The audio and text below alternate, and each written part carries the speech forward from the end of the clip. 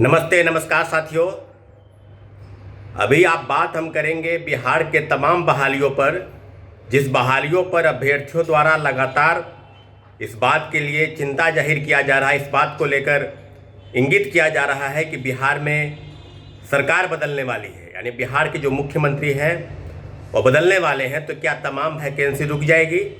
क्या तमाम बहालियों जिसको लेकर सरकार प्रतिबद्ध थी चुनाव के पहले, क्या उस बहाली पर विराम लग जाएगा? तो आपको बता दें कि इस तरह की गलतफहमी में अभ्यर्थियों के जो डायलेमा में फंसाकर लोगों ने रखा है, तरह तरह के से कमेंट कराकर तमाम चैनलों, यूट्यूब चैनलों और कुछ ऐसे छोटे मोटे पत्रकार या शिक्षक हैं जो अभ्यर्थियों को इस तरह के डायलेमा में फंसाकर उनसे अलग अलग प्रकार के अफवाह में फंसाकर उनके जीवन को बर्बाद करने में तुले हैं। तो ऐसे लोगों से हम बार बार आग्रह करें कि ऐसे लोगों से दूर रहिए, बिल्कुल नहीं। और आपको बता दें कि शिक्षक बहाली के चौथे चरण को लेकर बीपीएससी ने जो प्रेस रिलीज जारी किया था, उस प्रेस रिलीज पर अभी तक छात्रों अभ्यर्थियों को इंतजार करना चाहिए। हम लोग भी इंतजार कर रहे हैं कि जल्द से जल्द बीपीएससी अपने कथनानुसार, जब पिछला प्रोटेस्ट हुआ था 9 फरवरी को, उसके बाद 11 फरवरी को बीपीएससी ने प्रेस रिलीज जारी किया और कहा कि जल्द से जल्द जो है हम TRE 4 का विज्ञापन जारी करेंगे। लेकिन अब 1 महीना लगभग बीतने वाला है। 11 फरवरी, अगर 11 मार्च आता है तो लगभग 1 महीना। तो फिर इस तरह से चीज़ें तो नहीं चलेगी कि बार बार अभ्यर्थियों को आंदोलन के लिए विवश होना पड़ेगा। बार बार तो अलग अलग प्रकार से विगत 1.5 वर्षों से जिस प्रकार से आंदोलन चल रहे हैं, जिस प्रकार से डिमांड की जा रही है, और चौथे चरण के में लगभग 46,000 के आसपास पद की बहाली होगी। तो अब लगता है कि अभ्यर्थियों को गुमराह करने की स्थिति में बीपीएससी लगा है। तो बीपीएससी से आग्रह किया जा रहा है कि आप जल्द से जल्द TRE 4.0 का विज्ञापन जारी कीजिए। आपकी अपनी शुचिता है, उसको भंग नहीं होने दीजिए। साथ ही उसके साथ साथ प्रोफेसर की बहाली होनी है लगभग 11,000 पद की। तो उसको लेकर भी ड्राफ्टिंग का काम जो है वो शुरू है। कई बैठकें हुई है राज्य सरकार के अपने स्तर से। और इस बार जो है BET यानी बिहार एलिजिबिलिटी टेस्ट, इसके आयोजन को लेकर कहीं ना कहीं मंजूरी होनी है। तो देखने वाली बात होगी, वही जो जिस प्रकार से पहले बहाली होती थी तो वो एकेडमिक परफॉर्मेंस के आधार पर, उस तरह से बहाली नहीं होनी चाहिए। चयन का आधार सिर्फ इंटरव्यू नहीं होना चाहिए। BET पात्रता परीक्षा हो, उसके बाद परीक्षा आयोजित हो, बीपीएससी आयोजित करे, तभी हम इस चीज़ को मानेंगे। और आपको बता दें कि हम लोगों ने जो पिछली बैठक की थी, उस बैठक के बाद हम लोगों ने 15 मार्च तक सरकार को अल्टीमेटम दिया था।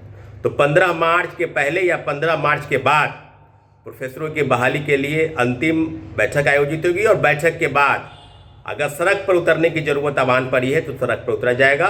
इस बात के लिए अभ्यर्थियों को हम सूचित कर रहे हैं। साथियों, अन्य मुद्दे हैं जिसको लेकर लगातार तैयारी चल रही थी। प्रोफेसर के साथ साथ कंप्यूटर शिक्षक, जिसके लेकर लगभग 28,000 पद की बहाली की बात की जा रही थी, वो मामला अभी तक अधर में है। उसके साथ साथ शारीरिक शिक्षक, संगीत कला यानी म्यूजिक एंड फाइट आर्ट, उसके भी अभी तक पद जो है सृजित नहीं हुए हैं। बहुत कम पद, और लगभग आप जान रहे हैं कि 400 से 500 पद जो है वो कंप्यूटर साइंस के, जैसा कि TRE 3 तक जो बैकलॉग सीट है उसी सीट को जोड़ा जाएगा। तो साथियों, आपको अलग अलग प्रकार से दिग्भ्रमित होने की ज़रूरत नहीं है।